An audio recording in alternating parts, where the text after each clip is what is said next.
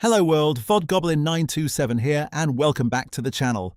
Get ready, because today we're diving deep into the latest drama and the wildest streamer updates. You know the drill. Buckle up, hit that subscribe button, and let's get into it.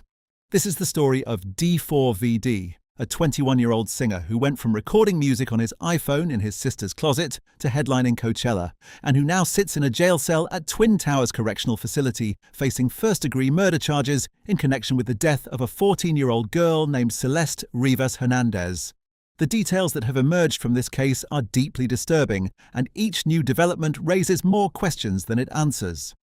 Let me walk you through this from the very beginning, because the timeline is what makes this whole story so difficult to process. David Anthony Burke, known professionally as D4vd, was born March 28, 2005 in New York City and raised in Houston, Texas. His rise was the kind of story the internet loves. Back in 2021, this kid was making Fortnite gameplay montages and needed background music. Rather than deal with copyright strikes, he just started writing his own songs.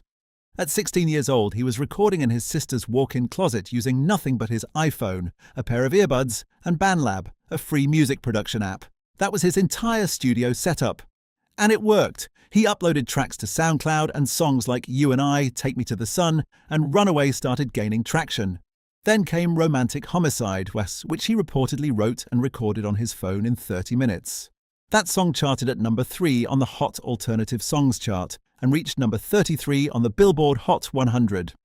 It exploded on TikTok, where D4vd built a following of nearly 4 million. By September 2022, Darkroom and Interscope Records signed him. By the time all was said and done, he had accumulated over 614 million on-demand streams in the United States alone. He was a Gen Z success story and proof that you didn't need industry connections or a professional studio to make it. But behind that story, prosecutors alleged something deeply troubling was unfolding. According to the Los Angeles County District Attorney's Office, D4vd and Celeste Rivas Hernandez first connected in January 2022 through his official Discord server. At the time, she was 11 years old and he was 16. Prosecutors alleged that other users in that online community were already referring to her as Burke's girlfriend. Celeste was born September 7, 2010, in Lake Elsinore, California. Her parents had immigrated from El Salvador. She loved Hello Kitty, singing, and dancing. Friday nights were movie nights with her family. Prosecutors alleged that by November 2023, when Celeste was 13 and Burke was 18, the two had entered into a physical relationship. In December 2023, an unreleased demo surfaced online. The file was titled Celeste Demo Unfin, and the song included lyrics that appeared to reference her directly. In January 2024, the two appeared together on a Twitch livestream. Then, in February 2024, Celeste's parents reported her missing for the first time. Detectives with the Riverside County Sheriff's Office contacted Burke as part of that investigation. According to prosecutors, he told them he had only met her once and did not know her age. Separately, during a welfare check that same month, investigators say law enforcement explicitly informed Burke that Celeste was a 13-year-old runaway. How about running to that subscribe button?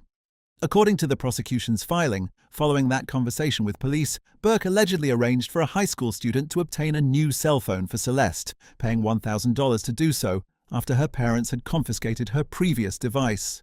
Celeste was reported missing a total of 3 times in the final year of her life. The last report was filed on April 5, 2024. Prosecutors alleged the relationship continued into 2025. In March 2025, Celeste, then 14, sent Burke a text message expressing that she wanted more from the relationship. At the time, Burke was 20 years old with a multi-million-dollar recording career. By April 2025, that career was reaching new heights. David performed at Coachella on April 18th, and his debut album, Withered, was set to release on April 25th. On April 22nd, prosecutors alleged the two exchanged a lengthy argument over text messages. According to the filing, Celeste threatened to expose details of their relationship, which prosecutors say Burke believed would destroy his career. Prosecutors allege that on April 23, 2025, David killed Celeste inside his home. The district attorney's filing states that Burke stabbed her and did not call emergency services or attempt to get her medical help. He has been charged with first-degree murder, with special circumstances including lying in wait and financial gain.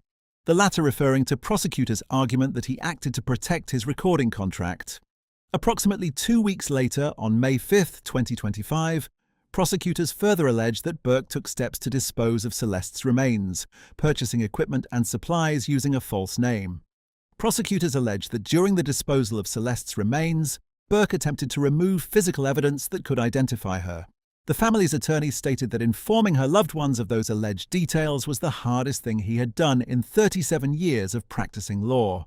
An autopsy also revealed that Celeste had a small tattoo on her finger, matching one that David has on his own hand. Following the alleged killing, life appeared to continue normally for Burke. His album Withered dropped on April 25th, 2 days after Celeste is believed to have died. His tour launched in August with a show in Del Mar, California. On September 3rd, he released an official fortnight anthem called Locked and Loaded. He was performing, promoting, and touring. Then came September 8th, 2025. A manager at a tow yard in Hollywood noticed an odor coming from a Tesla Model X that had been impounded after surveillance footage allegedly showed Burke parking it around the corner from his rental home on July 29th. The vehicle was registered to David Anthony Burke. Inside the front trunk, detectives found human remains contained in several bags. Those remains were identified as Celeste Rivas Hernandez. It was one day after what would have been her 15th birthday. The following day, September 9th, David performed at the Fillmore in Minneapolis as part of his Withered tour. The investigation stretched on for months, drawing significant public criticism. On November 24, 2025, the LAPD publicly described the case as a murder investigation for the first time. Deputy Chief Alan Hamilton stated that accountability is coming. In January 2026, a Caltrans worker discovered Celeste's passport discarded along State Route 154 in Santa Barbara County. Her death had been officially ruled a homicide on December 9, 2025. Burke was arrested on April 16, 2026, more than 7 months after the discovery, at a house on Marmont Avenue in Los Angeles. On April 20th, the district attorney announced multiple charges against him, including first-degree murder, criminal conduct toward a child, and the unlawful disposal of a person's body. Investigators also reported finding illegal material on Burke's iCloud account. District Attorney Nathan Hochman stated that Celeste was a child when Burke allegedly began his criminal conduct toward her, and that when she threatened to expose him and destroy his music career, he allegedly killed her and concealed her body inside his vehicle. Prosecutors have indicated they are working with approximately 40 terabytes of evidence.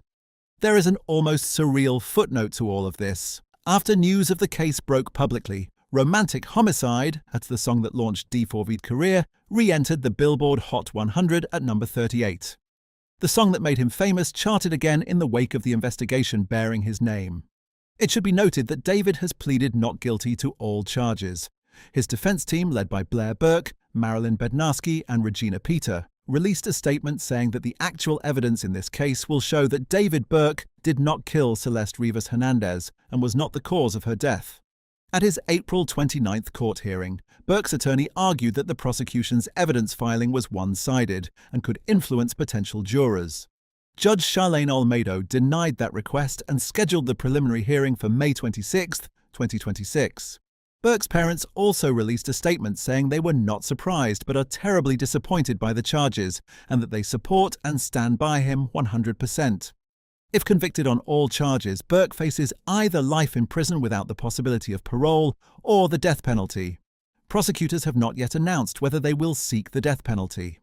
The professional fallout has been sweeping. Interscope Records dropped him in 2025.